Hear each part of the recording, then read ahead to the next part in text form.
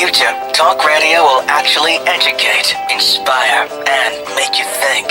The future is now. Topics and music that affect your life from Universal Broadcasting Network. Tune in at ubnradio.com. We're not gonna take it. No, we ain't gonna take it. We're not gonna take it anymore. We're not gonna take it. No, we ain't gonna take it. We're not gonna take it anymore. Just to try and make us.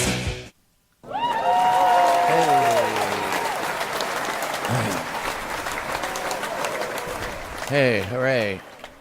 Hey there, everyone, and good evening, America. This is your host, Alan Lissauer from Financial Sanity Now. And we have with us our special guest, Ariana Showkat. Hi, everybody. Hey, Ariana. Hi. Remember, everyone, though, listening, this is not my show. This is not Ariana's show, but this is your show. Let me say that again. This is your show. Finally, a place that you can come to complain, a place that we're concerned about your problems and where you can get answers. We have no interest in politics. Isn't that amazing? We don't care if you're a Democrat or Republican, a libertarian or a socialist. Okay, maybe. But anyway, we don't care. We just want to hear your story. We want you to get angry. We want to hear your consumer problems. We want to know what makes you upset. Makes us angry. What makes us angry? Leave us alone in our living rooms. Let me have my toaster and my TV and my steel-belted radios, and I won't say anything. Just leave us alone. Well, I'm not going to leave you alone. I want you to get mad.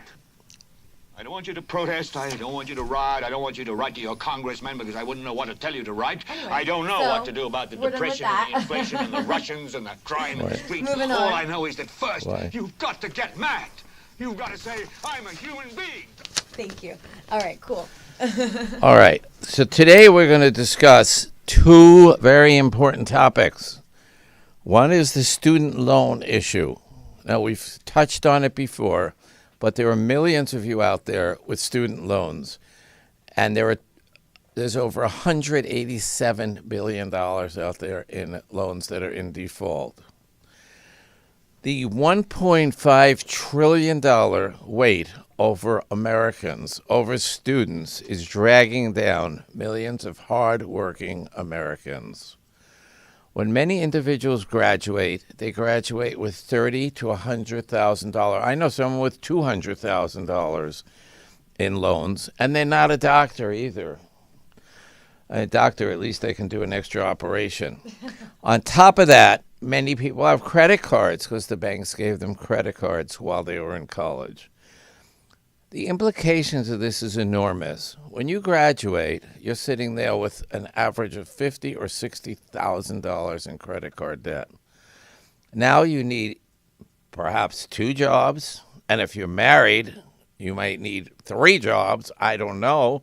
You have to support yourself, your family, but you have to support your debt. And that is just unfair. And I know everyone say, well, the world's unfair. Well, we're going to get into why this is the case, because it is really a tragedy that the American student graduating now has so much debt that they can't go and get a house. They can get a car probably. I guess anyone can get a car in the United States, but let them try to get a mortgage. So now they wind up as renters. And it's taking from the economy. The economy thrives on people between 18 and 34 who have graduated one school or another and are now trying to start families. And in fact, the statistics will show that people are starting families later because of this. The whole demographic is changing. That's true, Alan. You know, I'm finding myself in this demographic, and I'm a recent college graduate who 6 months out still can't afford to buy a home. Mm-hmm. And I'll be getting into my full-time position later in the next few weeks now, but that's still not going to be enough. I'm still going to have to at least save for the next year.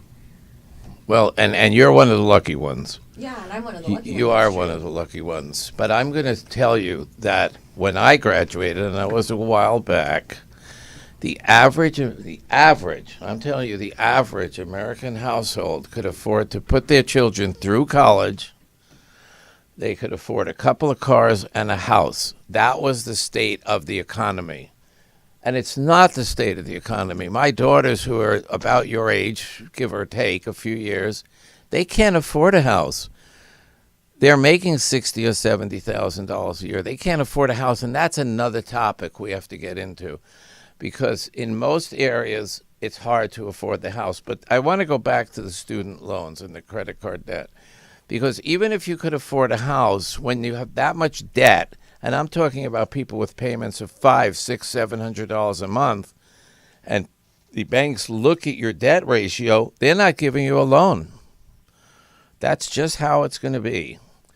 So they can't buy homes, they can't buy appliances, their purchasing power is limited due to student loan debt. And this limits the flow of the economy. As a society, we're all affected by this. It's a vicious cycle, and we're setting up young people for failure. How are we okay with this? Tonight, we're digging in on this crisis, and it is a crisis. And please call us with your student loan stories, because we need to hear from you. The second thing we're going to discuss is protection agencies. There are many of you out there who have student loans or credit card loans or mortgage loans, and in one way or another, you're getting hurt by the bank's practices or by the student loan company's servicing practices. We're going to tell you where you can go with this. Now, I know it's a dry topic, okay? Someone says, we're going to give you agencies you can go to. Oh, that sounds dry. It is. It is, definitely. We're going to try to spice it up a little bit. Can we do that, Ariana? I don't know. You know what, we can try, but here's, at the end of the day, these are agencies that are bringing you information that we're either too lazy to search on our own, because we come up with every excuse as consumers as to why we shouldn't take the time to look up this information, or these are, you know, like you said, it's not necessarily the most fun topic, but this is information that I feel like we should all know, because this is how we arm ourselves with knowledge that can create better consumer decisions. Absolutely. And for instance, there are people who are bullied by collection agencies. Most people don't know that collection agencies are governed by law, and they can only do certain amount. That's from New York. Certain amount. Okay. For instance, they can't call Big Tony over and get you with a club and have you pay. No, you can't call Big Tony anymore. But you can call people on the telephone, but you can only call during certain hours, and you can't threaten them, and you can't say, I'm going to take away your livelihood. And there are certain things you just can't do, and yet there are collectors that will do this. Now, the rules vary depending on if it's a medical debt, a student loan debt, a credit card debt. Talking about debt, it seems that that's all we have in this country is debt. So we're going to talk about some of these agencies and how they can help you to deal with this debt and to deal with it in a fair way, okay? So that's what we're going to do in the second half. Hopefully we get to the second half. Usually we're so involved in this show with callers and with people, we don't get there. But we're going to try. You know, there are people out there, just to make a thing, to make a statement that they don't want you to go to these protection agencies. And we're going to discuss that as well. There was something recently where if you cannot band together and do a class action suit against the banks, you have to go to arbitration. That's something that's been taken away from the American consumer. I'm going to say, how is that fair? And people are going to say, well, nothing's fair. But there is a point at which we have to have consumer rights protected. This is one of those points that it needs to be, should we say, more even-handed? Okay. So these organizations were designed to keep people informed. They were designed to protect you, the consumer. And if you think that these agencies are frivolous, try to understand that as little as 100 years ago, there were no protections at all. There were no protections for child labor. There were no protections for fire codes. You didn't have fire codes in buildings. And so there were people who literally would work in sweatshops, and if a fire broke out, and they did, I'll quote the Triangle Fire in New York City, and people could not get out. So there was some protections for fire codes. I want you to understand there's been a progression of things that have protected you. You need to be aware of this. If these things hadn't happened, if there weren't protective measures put into place, you'd probably still have child labor today. So be aware of it and protect your rights. And that's what this show is about, helping you to protect your rights. So let's go right into student loans and talk about the actual debt. Okay? I hope everyone's awake out there. If not, wake up, because this is important. Well, this is a topic that affects a lot of consumers, it affects a lot of Americans, and it affects a lot of young Americans, which I don't know which is worse, that it actually controls so much of the population, but so many of these people are interrelated as well. Absolutely. So here's how it is. American student loan debt surpasses all credit card debt, and credit card debt is huge. It's well over $1 trillion. Does anyone know what $1 trillion is? Okay, $1 billion is 1,000 million, right? 1,000 million. And $1 trillion is 1,000 billion. So how many zeros we have there? 9, 10, 11, 12. There's quite a bit. We're just growing it. This amount of debt today is so large that we are having between 12 and 15% of the debt being defaulted upon. That is almost $200 billion in debt. How does that help anyone when you have that much debt being defaulted on? Now you have ruined credit. And the banks aren't going to collect on this. It's going to be really hard. But let me tell you, they really want to collect this money. And there are laws in place to help them that are not in effect for any other kind of debt. And this really upsets me. Well, that's really upsetting because these are people who can barely afford to pay these off. They're not going to be able to afford to pay the loans right after they graduate. And now you're saying that there are special laws that allow banks to probe even harder to make sure that they can collect this debt? Yes, I am. It's I'm ridiculous. saying that, and it's just, okay. Moving on, right? Let's get there just for a second. So how did this all happen? Okay, when I went to school, I know this is not ancient history, okay, you could go, I grew up in New York City, you could go to a city college. City College in New York was a great school. I went to NYU, and you could afford to go to NYU. Okay, at least my parents could, and they weren't upper. They were, I would say, middle class people. They could afford to put their son through NYU. Today, you need student loans to go through there unless you're very wealthy. Unless you're very well off. So let's see how this came about. Let's try to think about it. When student loans came into effect, you did some research on this. When did they start really giving out student loans? Do you know what years those were? You know, it says in one of our articles that it was around the time of Lyndon B. Johnson's presidency. So that was in the late 60s. So it said 1965, and it said that President Lyndon Johnson signed the Higher Education Act, which created financial aid programs for college-bound students. To entice banks to make student loans, the government offered them insurance. If a borrower defaulted, it would step in and pick up the tab. So the federal government relied on a network of state agencies to administer the program and pursue delinquent borrowers. Since 2010, the federal government has directly funded all student loans instead of relying on banks. So that's a major change in the system. It's kind of like the SBA in a way, where is this fine? Yes, Okay. yes. And the SBA, if you go to get an SBA loan, the bank will give you the loan, but the government backs 90% of it. Mm-hmm. And they rely back on the individual.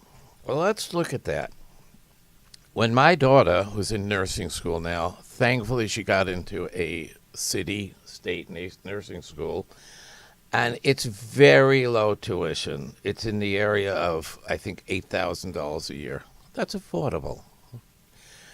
When we went to a private nursing school, and it's very low admittance to this school, very hard to get in. If she didn't, a private nursing school was approximately $25,000 a year. So that means at the end of her graduation, it would have been over $100,000. I don't have that kind of money. But what did they say? They said, that's okay. We have loans for you. We'll give you the loan. And it was pretty easy to get that loan for her, but she'd walk away as a nurse $100,000 in debt. Now, at least a nurse, as we know, is a guaranteed job. It's not like a philosophy major or a political science major where you can make money, but nurses pay well. Yeah, if they can find work, which is so sad because even the medical industry is so impacted for jobs right now that it's hard for them to even find jobs right away. So now you have a daughter who could potentially face $100,000 in debt and not have a job right away, and that's scary. Let's say that she could find a job. Yeah, okay. Okay, so she finds a job, and now she's paying back $500, $600, $700 a month. Still a lot after taxes. Now you have to pay this off. But then let's say she has a child, or she gets sick, or something happens and she can't pay her student loan debt.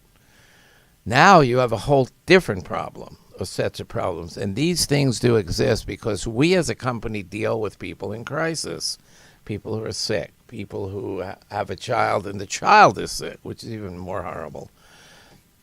The issue comes that if it's hard to pay back that student loan at any point, what happens then? And I want to talk about that. It's like I'm dealing right now with a case where an individual has over $100,000 in student loan debt. He works for Microsoft. He makes $100,000. Now, after taxes, he probably makes $60,000, $65,000. His loans come over $1,000 a month just for the student loan. That's a rent payment, and that's something I wanted to really touch on is that Tell me. a lot of these bills are coming out to be what people pay in their own rent. Now, I don't know about you, but I value my home a lot more than I value the cost of one bill. So, at least I know with my rent payment, I'm getting a lot more out of it. I'm getting a home to live in for the month. But just to pay that much off for one payment, and that could be more than some people's mortgage payment. Like, that's what I'm trying to really hint at, that this has gotten ridiculous. Well, let's get our arms around the psychology of this, okay, and the understanding. Here's an 18-year-old guy when he goes to college. He can't afford to go to college any other way. Yeah. So they say, take the loan. So, it seems like, okay, I'm going to take this loan. I want to get an education. Does he look at the fine print? Does he look at the fact that interest is occurring the minute you take this loan? So that by the time you took out this $100,000 loan, after 4 or 5 years, now you can start to pay it back. Is there a call-in? No. Okay. I'm sorry. I thought there was a caller. At the time you're paying it back, now you're up to about $115,000. And that interest only accrues every year. They don't pay it back. Exactly. So now the loan is growing. The point I'm making is the schools could not charge this much if they didn't have student loans. So if most of these schools would not be in business, and don't get me wrong, it is a business. Going to school is a business. The chancellor at UCLA makes over $250,000 a year. All these private universities pay people very well. This is a business. Look up professors with Education's tenure. a business. And look at their pensions. Yeah, all these pensions. So you could not fund schools without student loans. Are we better off with student loans or without? I think we're better off without it. If you can't afford school, it's no different than if you can't afford a cruise and you use a credit card. Am I being cruel in saying that? No, because if student loans went away, here's what would happen. They'd have to lower the tuition. You'd have to do that. And then, yes, Everyone wouldn't make as much, $250,000 as a tenured professor, et cetera, et cetera. I don't think education would suffer. Look how we've gotten into this vicious cycle, and who's paying? It's all on the backs of a 21, 22, 23-year-old. That's insidious to me. We did not have student loans years ago. People went to college. They worked their way through college because tuition wasn't ridiculous. Do you know what USC costs now to go there a year? Do you know? I'm going to tell you. Is if it you more don't than know. $10,000? Well, it's more like $60,000. Okay, well, there you go. $60,000. So that's $240,000, and you get a degree. That's a small home. Hopefully, you make a movie out of that. But if you don't, you're in deep Water. Yeah, no, you're in deep water. That's more than most people can even fathom to just to think about filing for a loan. You know, like, oh, I need this loan for $250,000. No one would do it. No one would do it. But let alone they're going, okay, well, now I just need to do this for an education that I could get technically cheaper at another university. It's not necessarily a different education that they're receiving at USC. Thing. Other universities, you don't need to go to expensive universities. UCLA is just as good as USC, although UCLA was free up until 15 years ago. Did you know that? I don't know about 15 years ago, but I'm sure about not too long ago. It was free. You went there, it was free. Or it was nominal. You paid for your books. Why? Because we taxpayers support UCLA. Mm-hmm. My daughters went to, and I don't know where you went your first 2 years. They went to, what's that school in? Pierce College, Pierce. I think, right? Pierce College. It's a very nice college. It has no reputation. I guess it's growing a little bit. But from there, they were able to transfer. You can transfer to UCLA. You can transfer to Northridge. They went to CSUN after that. One of my daughters just graduated. And their cost of education was much lower. They didn't want to get student loans. And I definitely recommend don't get a student loan. I don't even know why you would go ahead and do that. If you're that wealthy, have your parents pay. That's fine. And if you're not, don't go into debt. You have no idea how insidious these loans are. You will not pay these back easily. And God forbid something bad happens, you're really going to have a problem. And it's the continued headache that you feel for years to come. Yeah. I was given the situation where I'm a young, bright student. I could have attended a higher university, but I decided to go to your CSUN. daughters did. Well, I went to CSUN as well, but I also did community college because of price. Community college is the bargain of the world. It really is. You know, I came from a situation where my father had just passed away. My parents were already divorced, and my mother was the only one who I had to help pay for college. Now, was I going to be selfish and tell her you have to pay and we have to send me to this crazy UC, et cetera, right? When I knew wholeheartedly that I would receive the same exact education, if not just as good, if not better, at a Cal State, saving us, near $50,000, $100,000. And I'm so glad that we made that decision, but I still graduated in debt. I still owe her debt. Yeah. I still owe other things that I've bought into, to finance some of my other self businesses. I'm in debt.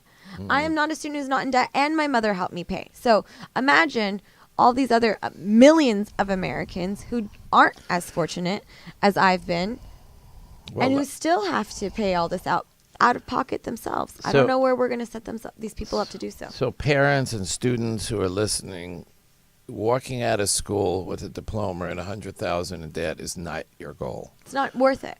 The delinquency rate, and here's how we know this is true. The delinquency rate is over 12%. 12% of 1.5 trillion is over 180 billion loans that are in default. That's huge. And it's growing. It's growing. And one of my questions, and we discussed this earlier, why isn't the government helping students out here? Why aren't they bailing students out? They bailed out the banks over trillions of dollars. They bailed out General Motors. At one point, they bailed out Boeing. But we can't help students maybe not 100% pay them off, but make it easier. Make it work for them. Give them And- some sort of program that they can at least and the get other some of this thing debt is, down. stop it. Stop these programs. They need to be stopped. They're not good. It's a form of debt that people just keep getting into. And we know, and everyone else should know, debt is big business. In fact, debt is the biggest business that there is. The U.S. government runs on debt, over $20 trillion. Credit cards are $1.4 trillion and growing this Christmas. We're going to have a show on that for all of you who will suffer a hangover in January after you look at your bills. Credit hangover. Credit hangover. Yep. You deal with their body hangover and, Yep. and eating too much. You know, the gyms are full in January. Oh, January is my Everyone's favorite full, time of year. right? Everyone wants to lose weight for 30 days. Everyone, yeah, and that's true. Everyone wants to lose weight for 30 days, but Right. just like with their finance goals, they're all gung-ho about it. And then something happens, something sets them back, and then what happens? I'll tell you one They don't thing keep sets it, they them don't back. stay. Buying gifts they can't afford. That's a huge You setback. know. I know this sounds old-fashioned. If you can't afford it, don't buy it. And the way credit cards started, and we went into this at one point, is because everyone felt it would be a better economy, that things would get better, that if I earned $10,000, I would say this year, let's say I earned $70,000, next year I'll earn $80,000. So now I can cover the extra debt.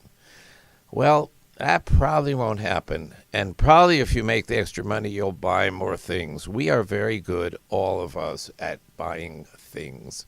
That we don't need. Buy what you need. Buy what you need. But what you don't need, be careful. I know that sounds old-fashioned and frugal. These are important lessons we have to learn.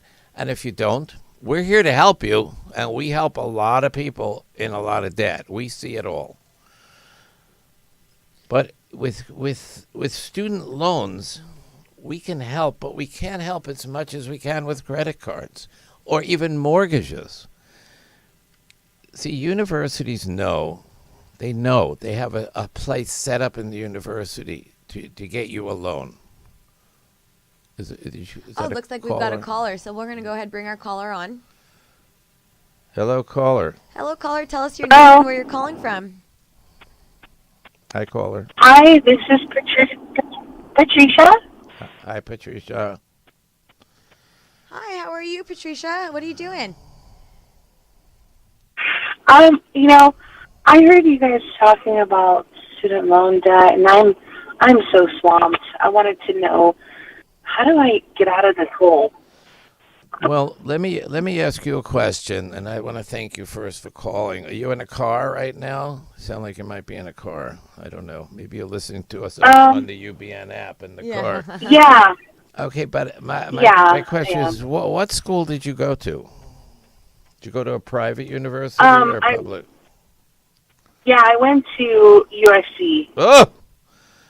It's very, very, very expensive school, and I hope you're going to get the benefit out of it. But I could tell if you say USC, you have a lot of debt. I want to tell you. Yeah, I went to the Which division? Business or film or? I know. social work, 130 grand. Oh, my goodness. Did you hear that bomb she just dropped on us, everybody? All right, listen. Social work's not going to pay you 130 grand for a long time. I want to tell you we do have programs, first of all, especially if you go to work for the city or state. We have better programs where we can reduce your payments and get rid of your debt within 10 years. It is tough. It's tough to qualify, but if you call us at our office number, which is 818-906-2385, we'll go over the program. But I do want to say to you that in terms of your debt, I know, do you have a family or anything like that, or are you single? Yeah, I have 2 kids. Oh, okay. So between the 2 kids and the debt, my guess is you can't buy a house. No, not right now. Not right now. So you're Too falling much into debt load. that category of people who Right. can't do anything and they can't make the big purchases that they're naturally set out to supposed to do after they graduate, but you're stuck in debt. Is that right? Yeah, that's right. Okay, I do want you to call I mean, us. I don't know what the Yeah. history about this. I don't know when tuition became, I don't know when everything changed. I know at one point. Do you know any of the history about schooling and college? Well, I can tell you this. I'm a little older than you, but when I went to school, there was no such thing as student loans. There were some guarantees in the late 60s for student loans, but to the extent that it is today, there was no such program. In the 70s, it started to gain traction, and then in the late 70s even more. But the more it gained traction, that the government said they'd back these programs, the more the universities understood that they could give out loans to students, and then the tuition went up accordingly. Do you see that crazy logic? It's like if I... So how? Yes. Yeah. If we Well, my can, question is, yeah, go ahead. how did people pay for college before student loans? First of all, colleges weren't nearly as expensive. They Yeah, I just want to weren't. touch on that. Go ahead. Even just, in the early 2000s, my sister is not that old. She's 38 this year. And yeah, right over there, you're the same age. And she went to a community college out in the Inland Empire called Mount Sac. And I remember her telling me that she paid about $13 a unit. Oh. Now, this was for community college. This wasn't that long ago. So it's every year exponentially, tuition prices go up. And I remember being a student just every semester or every year that the semester would renew, that we would get a little email saying, oh, sorry, tuition prices will be going up this next year. And it was incremental, but, after 4 years, your tuition could be 5% more than when it started. And obviously when we're paying in thousands, not in hundreds, that 5% goes a long way out of our pocket. So it just goes to show you that in the last 20 years, not even in the last 15 years, some major changes have been made. The amount that tuition has gone up has been dramatic in terms of someone like USC. That now, I don't know what you paid, but if you had dorm, et cetera, it's almost $60,000 a year. I don't know if you took out loans for the whole amount. Maybe you got part grant. No, just tuition alone was for the 2-year master's was $130,000. Oh. Well, I want to congratulate you on your master's, first of all, and I hope you get a very good job, and I also hope you work for the state because we can help you out a great deal with that, okay? But the history, just to reiterate, so our other listeners who are listening, it's a vicious cycle. The more student loans are available, the more schools offer them, the higher they can charge tuition, and therefore the cycle continues. I just hope you don't fall behind because that'll ruin your credit as well. What are your monthly payments? Right now, about $400. Okay, so you're probably still on a deferred program. For $130, I would imagine that's going to go up a great deal. We can keep you at a low payment. I don't know if we can keep you at $400. I'd have to look at the paperwork. But we can keep it at a lower payment, and at the end of 10 years, whatever's paid, we can get rid of that debt. If you work for the city or state, okay? But again... Which is what I'm looking into. Well, they have good well, programs. I'm gonna definitely give you guys a call at the office. You said, I wrote down the number. 818-906-2385. And thank you so much for calling. We really appreciate it. What is the number? What is the number again? 818... The office number is 818-906-2385. Okay, perfect. Thank you so much. Thank you for Thank calling. you for calling.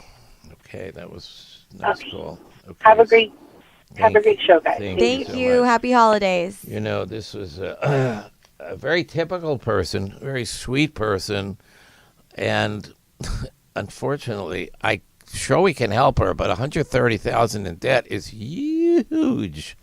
Okay, let me go over. Hopefully, we can help her, and she can pay this money back. But when you start to look at the interest rate, I don't know if it's variable. I don't know if it's fixed. I don't know any of these things. But even if it's at 5%, You're talking about 8 or 9,000 a year in interest only. It's crazy. It's huge. So this is what the universities have done. They've amped up the costs. They pay themselves a great deal of money. They've become businesses instead of just educational facilities. And that's another attitude change that has come about. When a place is an educational facility, and that's where they keep their integrity, and that's what they want to do, they don't have to charge this amount of money. There's no need. Yes, pay everyone a fair price. But you don't have to pay chancellors $300,000, $400,000. You don't have to have these super basketball and football teams that do not benefit most of the students.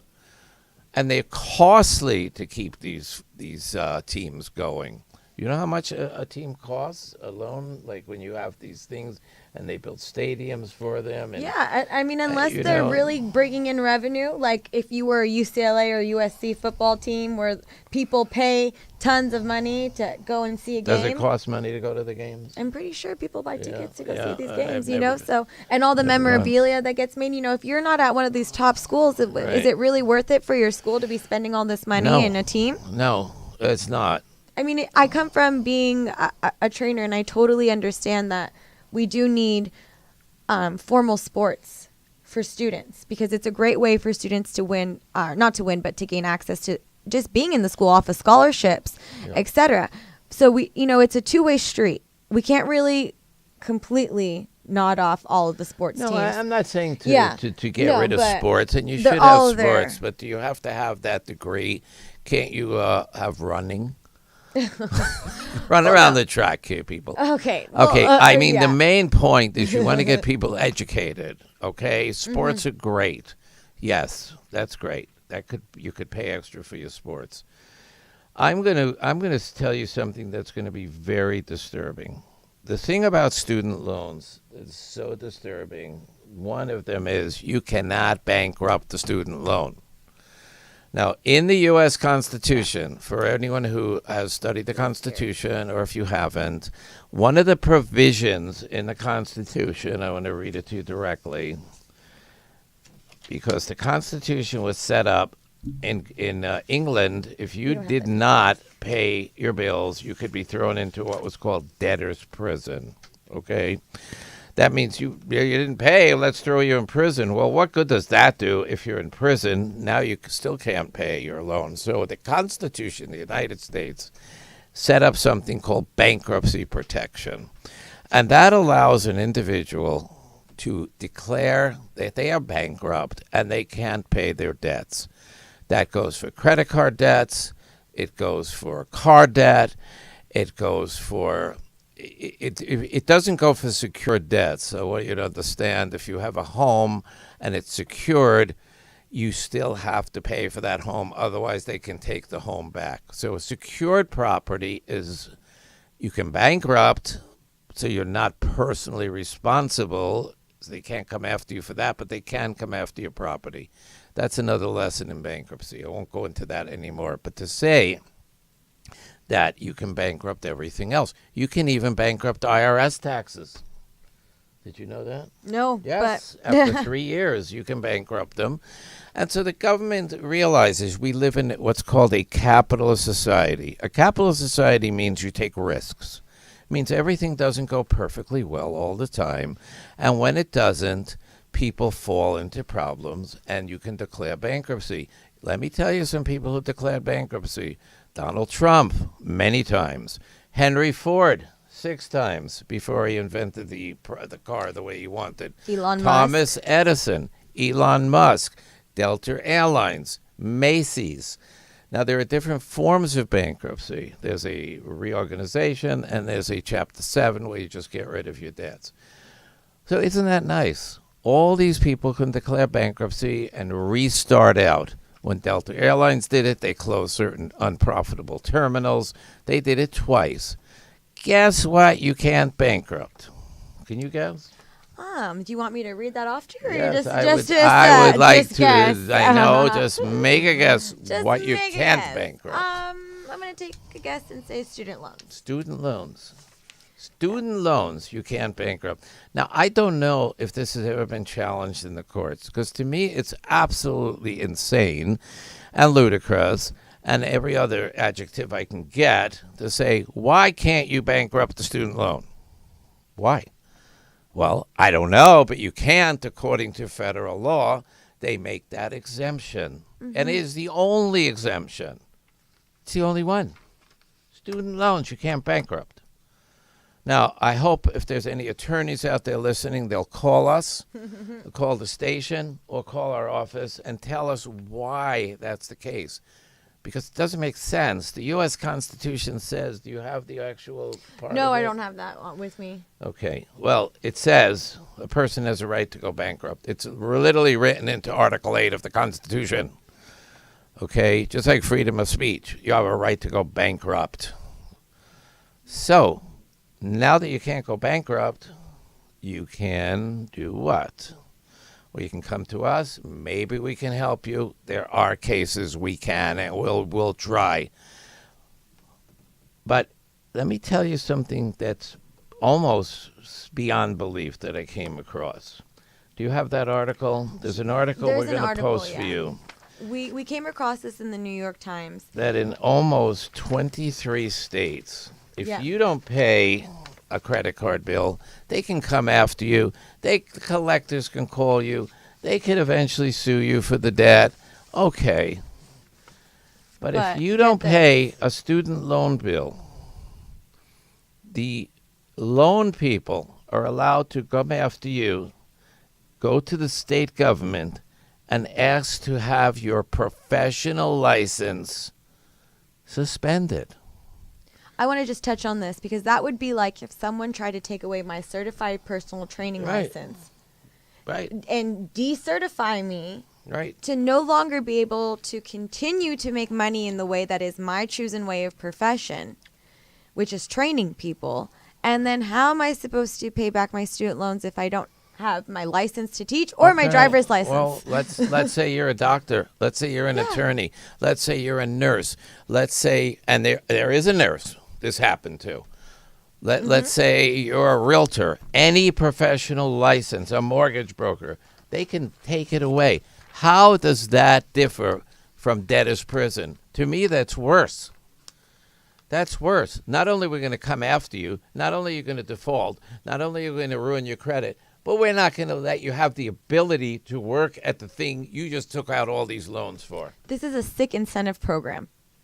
This is a very sick incentive program because what This it's is coming just down wrong. to. Yeah. This is wrong. You better make all your money because if not, we're going to take away what you your do. ability Yeah, to we'll take do your that. ability to do it. We'll take away your job. And we'll And take away your way to get there, too. And they can take your license, your driver's Yeah, license. driver's license. So, hey, you can't drive, you can't practice. What are you going to do? How are you going to pay the bill back? Right. I mean, what kind of laws are there? And it's in the state of California. I don't We're know one who's of them. listening in other states. One of the states, a couple of others. One South of the worst Dakota, states is which Tennessee. I never go to. So if there's anyone in Tennessee, Tennessee, we're very yeah, sorry for you. Tennessee, that's a problem state. It says it's it's know. one of the most aggressive states at revoking licenses. Revoking licenses. Come on now, people. What are we doing in Tennessee? What Yeah. are people doing in Tennessee that What do the people do in government's so Tennessee? angry? Yeah. What do they do anyway? No, I know they do I don't stuff. know. Okay, stop do they that. make something there? No, stop. And Lynchburg, Any- Tennessee anyone, whiskey's made. I don't know what you're talking oh yeah, about. that's right. They make my favorite Jack Well, Daniels. let me tell you, you get your license suspended, and your driver's license suspended, and you might as well just drink the you might as well whiskey, just drink all day. Yeah. you know. And here's another one, Louisiana, okay, the home of New Orleans. The nursing board notified 87 nurses. Now, nursing school is really hard. My daughter goes there. It's really difficult to get through nursing school. They notified 87 nurses last year. Their student loans were in default, and their licenses would not be renewed That's crazy. unless they made their payments current. Okay? Several of these people were not able to pay, and they're not able to work. How does that law make any sense in this world? And if you're not angry now, then I don't know who you are out there, because even if you're not a nurse and you don't have a student loan, to think this makes any sense and has any fairness is beyond me, because this is just wrong. And I hope that some people start to wake up and understand this. And it's a state issue, which is really upsetting It's to a me. state issue. Is that and states are individually voting on this. And that means that the people are individually voting on this. that's right. And I am just looking at the time, and I don't know. We've gotta 'cause really we have wrap a new up here. engineer, so I don't know. Our engineer, you want to signal me? Do we have much We're at time 5 left? minutes. Yeah, we're about 3 minutes here. Yeah. We are? Yeah. Okay, we never got to a lot of points, but the points we did get to is if you have a student loan, you call us. Okay? And if you're not upset about some of these things, you should be upset. And I don't mean get upset so you have to take a Zantac. I mean get upset so you start to take action. Do it in a positive way. It's up to you to change your life. It's up to you to help others make this a more just and equitable society. Okay? You got that? Everyone got that out there? Because I really would appreciate you saying, yay, I got it. If we could get some thumbs Okay, up. so we have a lot to accomplish, which we can't this week. But next week, we are going to be here a couple of days after Christmas. We know you guys are going to have a hangover based on the amount of money you spend. And you're going to have a lot of credit card debt. We'll talk about that. We're also going to talk about what I call nitpicking charges. Those are the charges that show up on your cell phone bill, your electric bill, your Amazon bill. I had a bill. Your AT&T I had bill, you know? $2.14 on a credit card. I have no idea what it's for. These charges just show up, And they accrue. and you charge times millions of people. I call them the nitpicking things. But you can't let them sit. I know most people don't want to make a call. Oh, it's not worth it for $2. I'm not going to call. I'm not going to waste my time. Waste your time. That's a test charge, okay? Yes. That's a test We're charge to show you're you. testing. Yeah, they're testing to see if they can get away with 10 next time. Right. 15, So 30 by the end of the year, $100. everyone has those charges. You have some of them? Oh, I have tons of them. I have Amazon charge me for movies I never watched. AT&T just charged me $300 extra because they didn't fix a problem. They just put Yeah. a Band-Aid over it. So you need to get angry with us. Yep, get angry. So right after Christmas, after you've blown out all your spending, this is the time you need to open your eyes as to what you really spend. You need to look at the nitpick charge. We're going to help you do that. Okay, so listen, as a special promotion for our UBN listeners, I want you to know FSN is offering a free credit card analysis. Okay, all you have to do is text us at 310-384-4352. Text us and simply put on the text. I know a lot of you have done this already, and we're happy to do it. Free credit analysis. And with your name and email Your so that we name have a way and to contact your email. Tell you heard us on the UBN. Mm-hmm.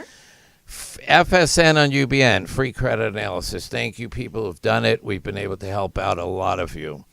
Additionally, FSN offers other services like credit repair. You want to read a couple of these? Yeah, okay, I'll go ahead. We do credit repair, credit card consolidation, interest rate negotiations, credit card reductions, interest and on amount, mortgage rate reductions, and medical debt negotiations. Medical debt's very important. These That's are just some another of our big one. services we offer. That's very important. You know, we just had a show about that. If you Yes. guys get a chance, check out our website at financialsanitynow.com. If you want to as well, check out our Yelp by looking at financialsanitynow.com. We have a lot of good Make reviews. sure to look at our reviews. We're really helping people in the community. Yeah. Subscribe to our YouTube page by looking up Financial Sanity Now show. That's how you're going to be able to check out repeats of this show and keep up to date with all the information we're telling you guys and keeping you guys angry about with. Lastly, the few things we want you to check out are our podcasts on our iTunes. Search for Financial Sanity Now. Same thing. You'll be able to catch up on all our replays. And then lastly, if you have any questions, you want to comment us or you want to stay up to date with our posts, like us on Facebook and on Instagram by looking up Financial Sanity Now. We post a lot of saving tips and budgeting tips and different types of information on our upcoming show. So don't And forget let's to say call this us. together. Remember For- America. Keep calling in with your stories. Remember, we're here to yes. help you. But most of all, remember, We're not gonna going to take it anymore. anymore.